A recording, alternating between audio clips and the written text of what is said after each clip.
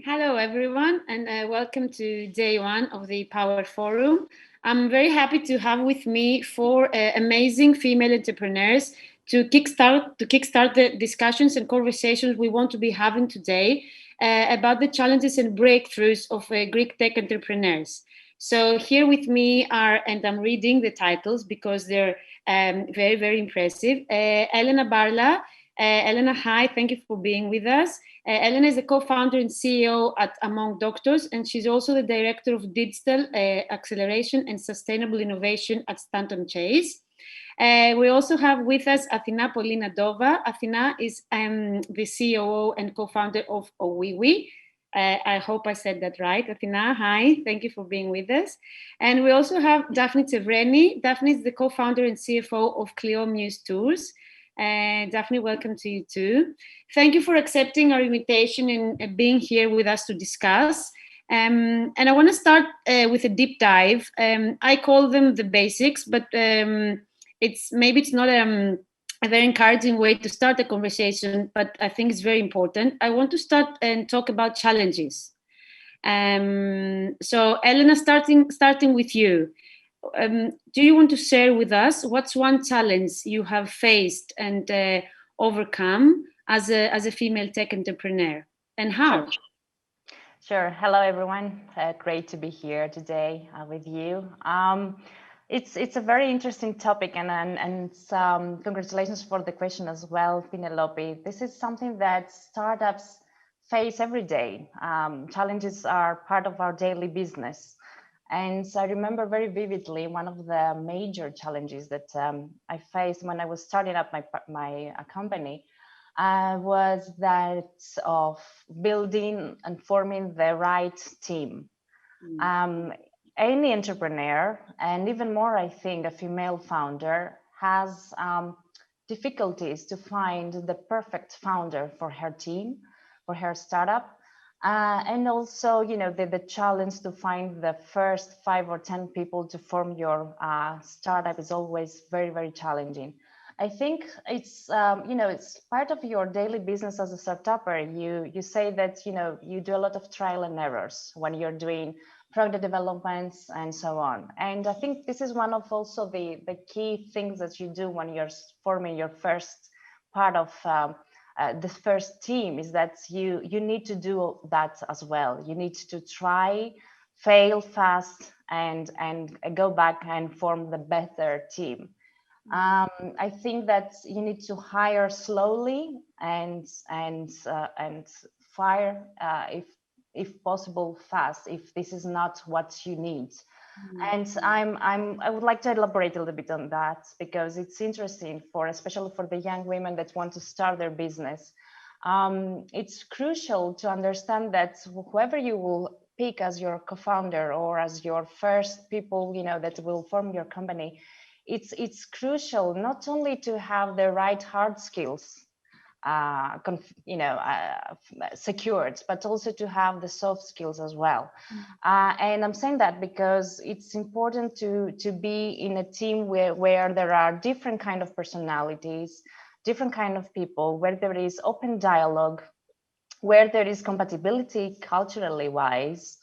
Culture is something that we say a lot, and we mean many different things sometimes. And it's important to have at the back of your head that the culture is basically you and the founding team. And whatever comes afterwards and whoever joins the team will inherit automatically the culture of the founders. So I think one way to ensure that, and this is the way I acted as well, is to ensure that your expectations as a founder and also as a founding team member is that you will have people next to you and with you that they are as equally obsessed as you about the idea, that embrace the same culture that you want to roll out in the team, and also that you have a very good mix of personalities and skills throughout your company. Thank you. Thank you for your comments. I'm strong keeping the your comment about hiring the right people and finding out ways to make sure they're compatible with you, or if they're not, address the issue and maybe move on. And I think this is an entirely panel discussion of its own.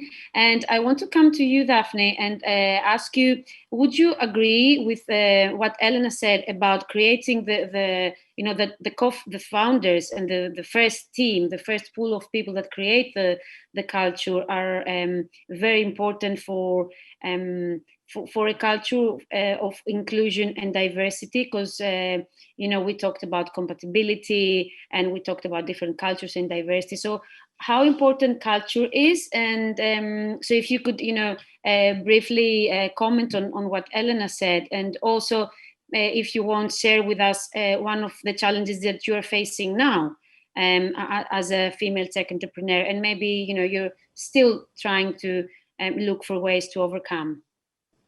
Sure. I would like to say, first of all, that the culture is very important. We've seen throughout the years, we've been a company since 2014. The first hires came in 2016. And till then, we had the turnover, but also a lot of people that stayed throughout this journey. In a startup, you have a lot of ups and downs. You have a lot of things that are not safe. They're not secured.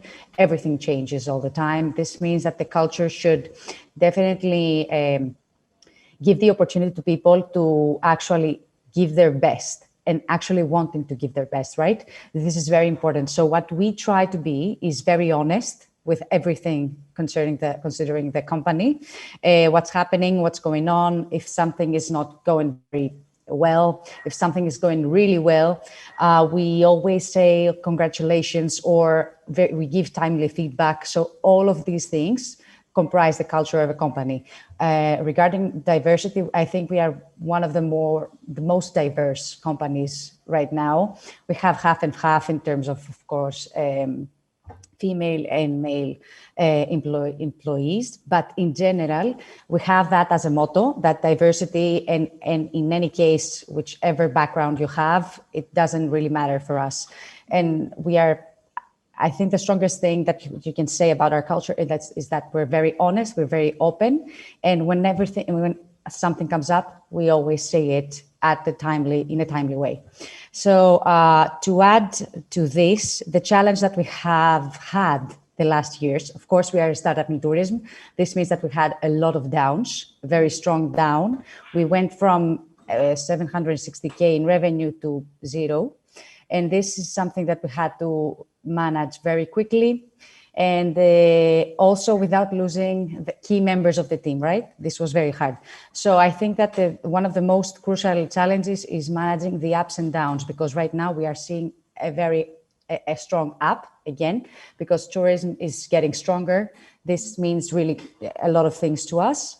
And I think that what we try to do now is that, especially regarding the employees, we try to give them more incentives now that we actually can, in order to, stabilize the things that they had to lose because of COVID. Thank you, Daphne. This is, thank you for, sharing the challenge, because I'm sure a lot of other entrepreneurs, either in the tech fields or not, they're facing this, mainly due to the pandemic, but even before that. I'm keeping notes as you speak, and I'm keeping notes on open dialogue and honesty and timely feedback, which is very important in building a culture and building a team. So thank you for that. I'm also keeping note as a co-founder of an NGO. Athina, if you could share with us, and add maybe to what Elena and Daphne have just shared with us, how important. So Daphne shared with us the challenges of going from an X amount of money to 0, and being a startupper, I can only imagine how difficult that is, and trying to keep your team. and and also keep the spirit and the culture that you have built since the company started. So how important, where do we turn, where do female entrepreneurs, female tech entrepreneurs turn when challenges hit your doors, and how important, what kind of support systems are there, and how important are those when when you start out as a tech entrepreneur? So first of all, Elena, if you don't know how to hire correctly, you and all the other people, that's why we created Owiwi. You can just buy Owiwi and find the perfect fit. So I would say that, yeah, I can definitely relate to both of those challenges. And I would say that in my point of view, the most difficult thing is the fact that when you begin and you're the founder, you are actually the culture. And in most of the cases, you are called to be the front line, you're called to be the culture when you don't actually know yourself that much in order to do that. So you're starting something from zero, you're trying to make it work, you haven't found your balance, but what I would call the social norm expects from you, because you're a woman, so you should be more mature, you should know better your goals. It is, I was reading a survey about that in Harvard Business Review, and it was saying that something, I didn't know that altruism is actually the default behavior in women. And it's the default behavior in women because it's connected to social expectations. Women are stereotypically expected to view more self-sacrificing, and failing to behave in this manner, not sacrificing or communal, has negative consequences for them, but not for men. So having to connect the dots on that, I would say that for me it was very difficult to combine the responsibility and the social expectations part, and having all together and knowing what to do. And I'm saying that because when you are in the stage of that you are actually trying to find your product market fit, everything is unstable. So the social norm is waiting for you to be stable in an environment and in a setting of a startup that nothing is. So I would say that this was the most difficult thing. But this was also the best part, because when you don't like something, when you are the culture maker, you are there to make it work, or to change it, or to make it different. So I would say that this was something that, in my point of view, made me feel very, very strong, to be honest. Having the power to set the boundaries, to set, for example, a question that seems easy, but it's not easy to answer is, what are your company's values? It's not easy to define the values, because they actually begin from you, from the common things that connect you and your co-founder. So you cannot just sit down and say, what are our values? You have to dig deeper and connect it to your vision and your mission. So I would say that this is a whole journey, and you have to go through all those steps. And there's not one fits all solution for everyone. Every company and every founder has its own journey, and has its own. You cannot follow other people's journey, because I feel that all of us, we have been in the position that we actually compare ourselves to other entrepreneurs, and we're like, look, they're more successful, they have raised more money, where are they and where am I? So am I enough or not? And this is a very self-destructing strategy that we have all followed in the past. So I would say that a big challenge is to actually identify that this is not productive, fight against the social expectations balancing thing, and try to actually set your own rules inside the culture making process. Thank you, Athina. These were very important comments you shared with us, and I think that's why support systems are very important, because we can then share our challenges and get them out in the open, and get mentors and meet other women and other people that have faced the same challenges and have overcome them, and so we don't feel alone. Elena, going back to you and moving on from challenges to breakthroughs. So could you briefly share with us one of the, I think, many breakthroughs that you have experienced, and what facilitated it? Elena, I think you're on mute, so if you could unmute. Sorry about that. I think one of the most important lessons in terms of breakthroughs that I experienced together with my team was that in the beginning, it was actually 2013, we incorporated in 2015, and in those years, there was still the notion and the feeling, especially from investors, but also from the people around, that you need to be physically located at the same room in the same town and the same place in order to develop your product and launch it and have a successful path onwards. And although this might be true, this is not the one and only way to do so. And in our case, the whole team, even from the founders, but also later on when we reached 10 people, after a few years, we actually all of us were located, almost all of us were located across Europe. And the notion that you need to be in the garage of those 2 or 3 people working on their codes and living the American startup dream, and or in same dorm at Harvard University and so on, these are very good examples, but we need to transfer towards a more realistic view. And I think COVID actually made it more clear on that. And my lessons was that, we started this startup with the whole team spread across different countries. And although that was very challenging itself, it was also an extremely beneficial point for us. First of all, because you minimize costs. Second of all, because you actually penetrate new markets very, very quickly. And third of all, because you actually, you get all the benefits of remote working from day one. And that was a breakthrough for us, realizing that this can be done, and this can be done very, very successfully.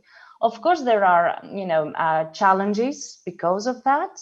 But I think that, as you move towards the post-COVID era, you get to see a hybrid model that is going to remain and take place, for the years to come. And I think it's a great lesson for all the entrepreneurs and the new startuppers out there that, you don't get so much stressed on having your team located very, very close to you. Technology is a fantastic thing. It can help you really build your team quickly, hire your team successfully. There are fantastic tools out there. There are companies, there are advisors that can do that for you.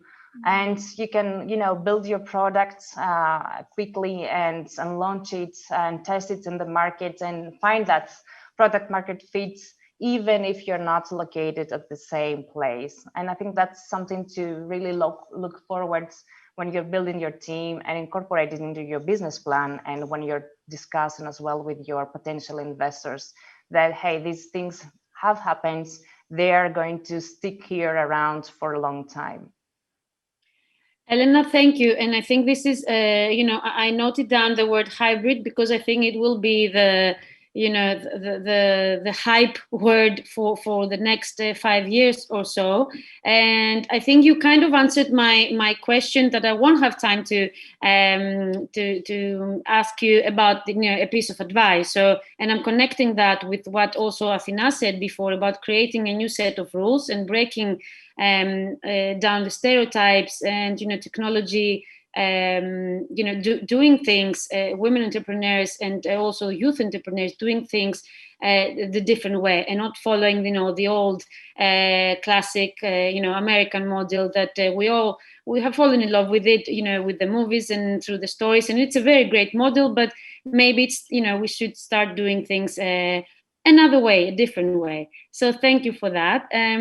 Daphne, so I wanted to ask you that question. So what's the, we have a lot of female entrepreneurs here with us. We have a lot of students from STEM fields that maybe are thinking of, going to the startup fields and in the STEM field. So what's the, I know it's a cheesy question, but I think it's also really important. What's one piece of advice that you have, that you have received, and one piece of advice that you want to you want to return again and again to, and also, you know, pass to other people as well. Especially for women, I think that we have the same quirky thing that we have. We need to know everything. We need to be perfect. We need to have everything in place. We don't allow mistakes to ourselves, right? So this makes us feel less and less productive, first of all, and less, we don't feel enough sometimes. So my advice is that you don't have to know everything. You don't have to do everything on your own. You have to trust the power of the team. The only thing that you have and you are responsible to do is finding the right people for everything that you would like to achieve. This is the most important advice that I would definitely use for any women entrepreneur, especially. For me, that worked wonders because I have to give that to my co-founders. I'm not alone in this company. I have 2 men.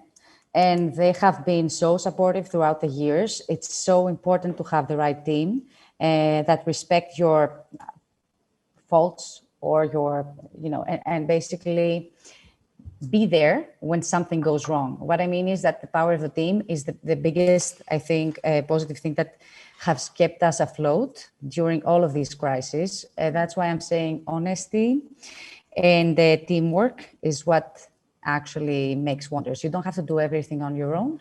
You have to trust the power of the team. That's my advice, definitely. Thank you, Daphne. And I think it's a powerful advice. And closing off this amazing conversation with you, I'm very happy that I got to meet you even online and have this conversation, which I think, you know, we got a lot of feedback and important insight. So closing off this discussion with you, Athina, if you had to choose, you know, one thing and that could change, you know, in the next few months, in order to build a truly favorable ecosystem for women tech entrepreneurs, what would that, you know, one thing, or the first thing? Let's not limit ourselves. So not one thing, but the first thing that needs to change. Okay, difficult question, but also challenging. I would say something that I don't know if it makes much sense, but I would like to introduce people to bias. And what do I mean by that? I mean that in most of the cases, if you go out there and have a dialogue with friends or in a setting informal, most of the people, they don't know that they have bias, or they don't know what is bias towards a specific element or a specific character person. So I would reverse engineer the thought, and I would like to introduce people to bias in order to understand what they're doing wrong. Because if they don't understand what are the impact and of their behaviors and what do we mean, you cannot engage people in a social dialogue without having the right foundation, because we won't speak the same language. So the first thing is that I would try to actually set the scene around that. Be sure that we speak the same language, and after that try to engage people in activities or create tailor-made solutions. Because I've seen because HR is our field of specialty, I've seen that if you try to go and make interventions without having the right foundation, they're going to be interesting, but it's like a firework. It won't go really deep to that. So I think that this would be my first thing to do. And something really boring, I would support the more intersectional research, because sometimes we focus in one research and in one perspective, and we don't know that the actual value is when you have collaborative work. So intersectional research, along with a good strategy around information around biases, I feel that it would be a good head start. Thank you. Thank you so much for being here with us and sharing your insights and experience and knowledge and challenges. I hope everyone that watched this discussion, you know, found one or two pieces of insight that could, you know, take home and really consider. Thank you for accepting the invitation, and I hope we have the chance to talk again soon. Thank you. Thank you.